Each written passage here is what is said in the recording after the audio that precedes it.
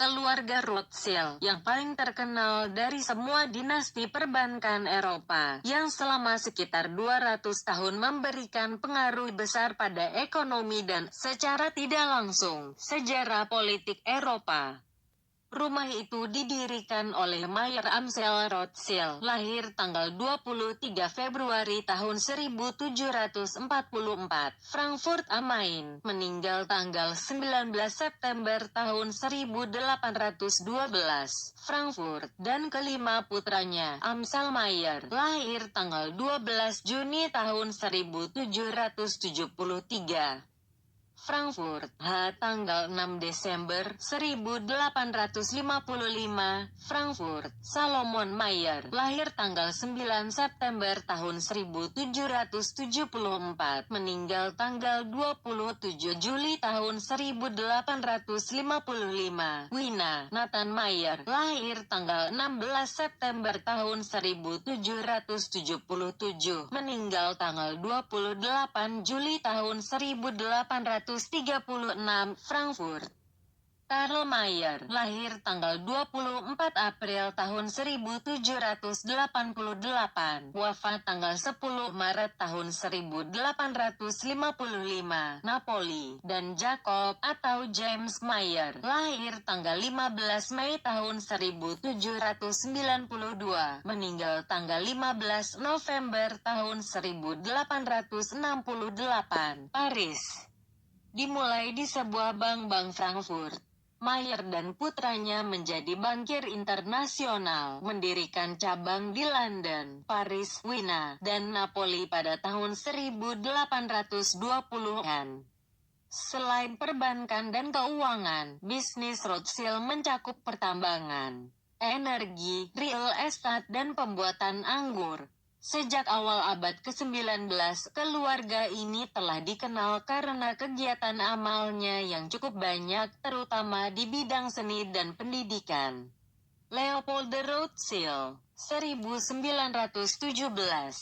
Pertanyaan teratas, apa keluarga Rothschild? Mengapa keluarga Rothschild penting? Siapa yang memulai dinasti perbankan Rothschild? Bagaimana keluarga Rothschild tumbuh menjadi terkenal? Teori konspirasi apa yang menjadi subjek keluarga Rothschild? Mayer Amschel Rothschild. Nama keluarga Mayer berasal dari perisai busuk merah di rumah di ghetto tempat nenek moyangnya pernah tinggal. Ditujukan untuk Rabi Mayer belajar sebentar, tetapi kematian dini orang tuanya memaksanya untuk magang di sebuah bank. Segera setelah menjadi faktor pengadilan bagi William ke-9, pemilik tanah di Hesse-Kassel, Mayer menetapkan pola yang harus diikuti keluarganya dengan begitu sukses untuk berbisnis dengan rumah-rumah pemerintahan berdasarkan preferensi dan menjadi ayah sebanyak mungkin putra yang dapat mengurus keluarga. Banyak urusan bisnis keluarga di luar negeri. Mayer Amschel Rothschild, koleksi art alami 5 putra Mayer dimulai sebagai pedagang barang mewah dan pedagang koin dan surat berharga. Mayer dan putra-putranya akhirnya menjadi bankir yang kepadanya Perang Revolusi Prancis dan Napoleon tahun-tahun 1792 sampai tahun 1815 datang sebagai keberuntungan besar. Mayer dan putra tertuanya, Amschel, mengawasi bisnis yang berkembang dari Frankfurt, sementara Nathan mendirikan cabang di London pada 1804. Jacob menetap di Paris pada 1811. Dan Salomon dan Karl membuka kantor masing-masing di Wina dan Napoli pada 1820-an. Perang, bagi Rothschild, berarti pinjaman kepada pangeran yang bertikai. Penyelundupan serta perdagangan legal produk-produk utama seperti gandum, kapas hasil kolonial, dan senjata. Dan transfer pembayaran internasional antara kepulauan Inggris dan benua yang sia-sia berusaha untuk menutup perdagangan Inggris oleh Napoleon. Perdamaian mengubah bisnis Rothschild yang sedang tumbuh. Grup perbankan melanjutkan transaksi bisnis internasionalnya tetapi semakin menjadi agen sekuritas pemerintah Prusia atau Inggris, Prancis atau Neapolitan, dalam saham perusahaan asuransi, dan saham perusahaan industri. Dengan demikian, keluarga tersebut berhasil beradaptasi dengan revolusi industri dan berpartisipasi dalam pertumbuhan ekonomi di seluruh Eropa dengan investasi kereta api, batu bara, pengerjaan besi, dan metalurgi. Grup perbankan terus berkembang setelah tahun 1850-an dan khususnya mencapai posisi penting dalam perdagangan minyak dan logam non-ferrous dunia. Tetapi posisi oligopolistik sebelumnya sangat terancam oleh bank saham gabungan baru dan bank komersial atau deposito, baik di Inggris dan di Perancis serta di negara bagian Jerman. Pada kuartal terakhir abad ke-19 grup Rothschild tidak lagi menjadi konsorsium perbankan pertama. Kelompok lain di Eropa dan Amerika Serikat telah menjadi lebih kuat, lebih kaya, dan lebih giat. Namun, dua pedoman yang ditetapkan oleh Mayer Amschel untuk operasi bisnis Rothschild, yang memang menjadi tradisi keluarga untuk melakukan semua transaksi secara bersama-sama dan tidak pernah bertujuan untuk mendapatkan keuntungan yang berlebihan, membantu mengkompensasi sampai batas tertentu atas risiko yang tak terhindarkan melekat dalam mewariskan bisnis kepada generasi masa depan yang tidak semua anggotanya memenuhi syarat untuk menjalankannya. Amschel, Nathan, Jacob, Salomon, dan Karl, pendiri konsorsium Rothschild, diberkahi secara tidak setara. Nathan dan Jacob menonjol di antara saudara-saudara mereka oleh kekuatan kepribadian mereka, terutama Nathan, yang keras, sengaja kasar, dan sarkastik. Jacob, yang merupakan kakaknya sederajat dalam semua hal ini, memiliki suasana hati yang meringankan dari beberapa kehalusan sebagai hasil dari tinggal di atmosfer Paris yang lebih mewah. 5 pendiri pada gilirannya memiliki penerus yang tidak setara. Misalnya, jika Alphonse di Paris tahun 1827 sampai tahun 1905 adalah penerus yang layak bagi ayahnya, Jacob, putranya sendiri, Edward tahun 1868 sampai tahun 1949. Bukanlah sosok yang kuat seperti yang dituntut posisinya.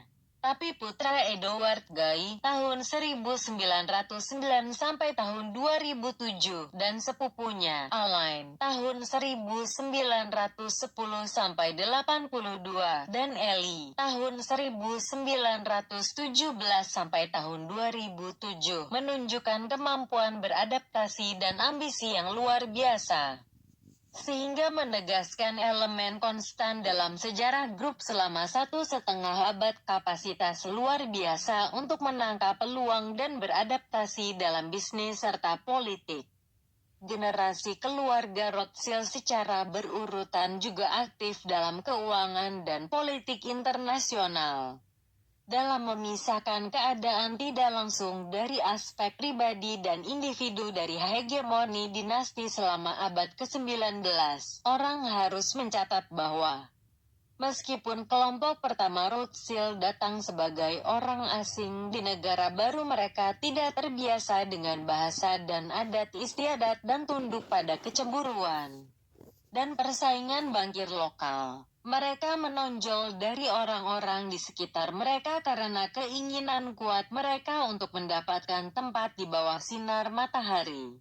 Pada generasi kedua, ketika putra dari 5 bersaudara pendiri yang terkenal di antara mereka adalah Anthony dan Lionel, Nathan di London dan Alphonse dan Gustave di Paris memasuki bisnis, keluarga Rothschild dipoles dan diperhalus, serta dinaturalisasi dan dinasionalisasi ke titik pencampuran ke dalam posisi kepemimpinan tanpa kehilangan atribut keluarga mereka. Ada kemungkinan bahwa pendidikan Rothschild muda dan keberadaan para kepala keluarga yang sangat duniawi membantu menciptakan mutasi sejati ini. Di sisi lain, keluarga Rothschild memengaruhi ekonomi dan politik nasional negara mereka sama besarnya dengan pengaruh mereka sendiri. Alphonse misalnya, sebagai kepala sindikat perbankan internasional yang pada tahun 1871 dan 1872 menempatkan dua pinjaman besar Prancis yang dikenal sebagai pinjaman pembebasan setelah kekalahan Prancis oleh Prusia, dapat membanggakan tanpa ketidaksopanan bahwa pengaruhnya telah mempertahankan kepala pemerintahan Prancis, Adolphe Thiers, berkuasa. Pada saat yang sama, pada tahun 1875, Lionel di London, di mana dia telah menjadi anggota House of Commons sejak 1858, dapat memberikan pemberitahuan beberapa jam sebelumnya sebesar 4 juta pound yang memungkinkan pemerintah Inggris menjadi kepala sekolah pemegang saham di perusahaan terusan Suez.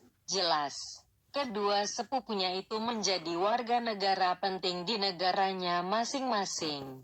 Lionel Nathan de Rothschild, sering terjadi pernikahan antara sepupu Rothschild dan pernikahan umumnya, dengan pengecualian yang sangat jarang, dengan orang Yahudi.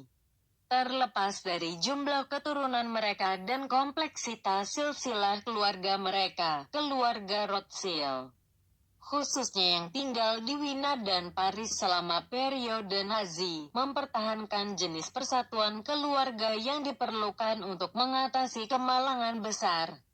Keluarga Rothschild sangat tersanjung. 5 putra Mayer diangkat menjadi Baron Kekaisaran Austria. Seorang Rothschild adalah orang Yahudi pertama yang memasuki parlemen Inggris. Dan satu lagi adalah orang pertama yang diangkat ke gelar bangsawan Inggris. Kepala keluarga cabang Inggris selalu dianggap sebagai kepala tidak resmi Yahudi Inggris. Anggota keluarga Inggris dan Prancis, satu-satunya yang masih terlibat dalam perbankan setelah penyitaan rumah Austria oleh Nazi, membedakan diri mereka sebagai ilmuwan dan seringkali sebagai dermawan. Baron Philippe de Rothschild, tahun 1902-88, menjadi pembuat anggur utama dari kebun anggur Malton Rothschild. Pada tahun-tahun 2003-08 rumah Inggris dan Prancis digabungkan, menandai penyatuan kembali bisnis keluarga Rothschild untuk pertama kalinya dalam hampir 2 abad.